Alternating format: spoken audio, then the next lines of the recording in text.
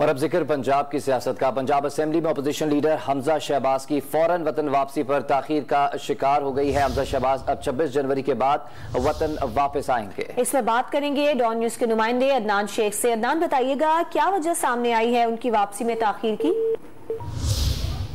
दोबारा राब्ता कायम करेंगे अदनान शेख से। पंजाब असेंबली में अपोजिशन लीडर हमजा शहबाज की फौरी वतन वापसी फिर ताखीर का शिकार हो गई है। हमजा शहबाज अब 26 जनवरी के बाद वतन वापस आएंगे। हमजा शहबाज 26 जनवरी के बाद अब वतन वापस आएंगे, ये बताया जा रहा है। पंजाब असेंबली में अपोजिशन लीडर हमजा शहबाज की फौरी वतन वापसी ताखीर का शिकार हो गई है। बात करेंगे डॉन न्यूज के नुमाइंदे अदनान शेख से।